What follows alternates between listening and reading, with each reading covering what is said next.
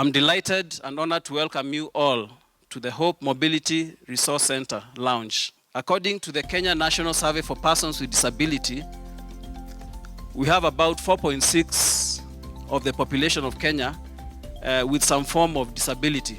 And most of these people live in the rural areas where it's very hard to access these assistive devices. We are talking about more than 2 million people.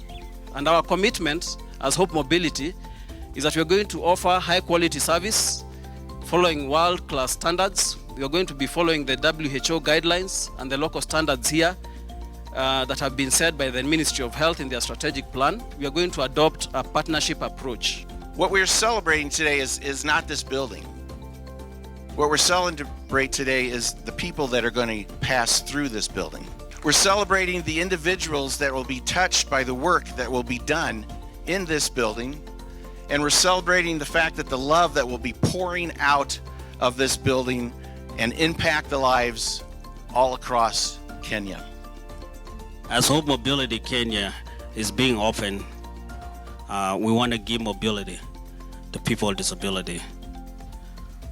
You know, I have traveled around the country in the last few years, and I've seen the need for mobility.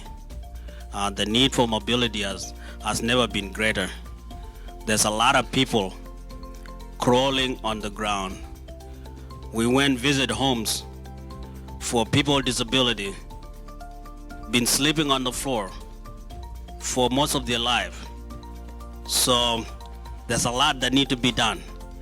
And I believe maybe in 10 years' time that we will never see a person with disability crawling on the ground. Want to make sure that in 10 years' time, person with disability, if they need ability, they are able to find it. I stand before you on behalf of the esteemed office and the esteemed spouse of the Deputy President of Kenya to express our shared joy and commitment to creating a more inclusive society for all. In this diverse nation we call home, we are blessed with the richness of culture, talent, and resilience among our people. However, it is essential to acknowledge that some members of our community face unique challenges in their daily lives. Persons living with disabilities have demonstrated their determination and strength in overcoming obstacles. It is our collective responsibility to ensure that they have equal opportunities and participate fully in society. The establishment of the Hope Mobility Centre is a significant step towards achieving that goal. This facility is not just a brick and mortar structure. It represents a symbol of hope and progress for those who have long fought for their voices to be heard and for their needs to be addressed. My life has not been easy, and despite that I always do sports in the national team.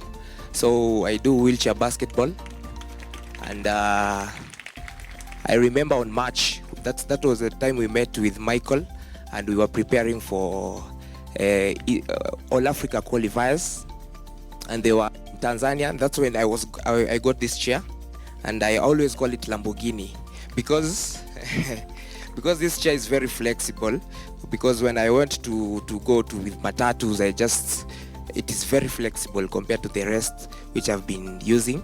What I say, Michael, together with your team, God bless you, and may you continue impacting lives. As a mother who has endured several challenges that comes with raising a child who has complex and multiple disabilities in a developing country where access to healthcare and appropriate appliances is a mirage, I am more than thankful to be part of this wonderful team that God has commissioned to go out and preach the gospel of unconditional love through this timely and amazing ministry.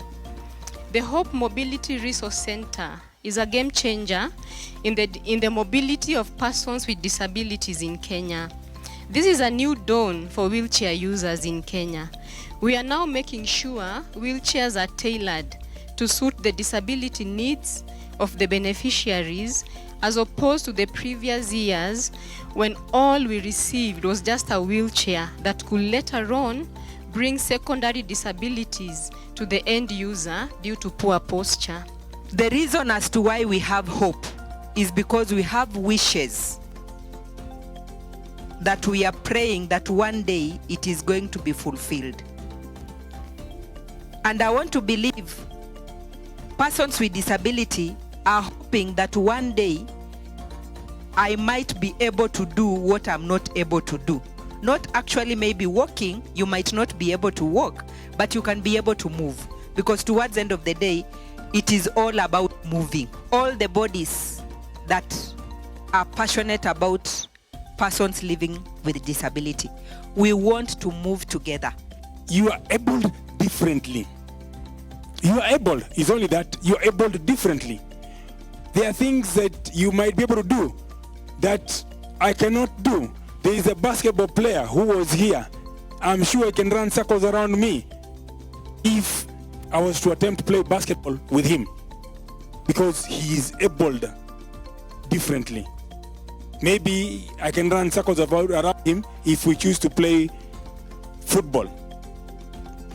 So don't look down upon yourself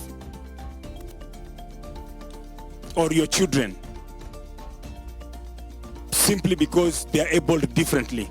The quality of your civilization as a society or as a nation is directly proportional to the way you treat your PWDs. Let's be civilized, by treating our PWDs, as human beings with dignity, in the image of God, and also in the likeness of God. They don't want to be pitied. They want to be empowered and supported to be able to make a living, with their own hands and with their own legs and with their own bodies. I'm the most happiest person because I'm a person with disability. I have been the chairman National Council for Persons with Disability.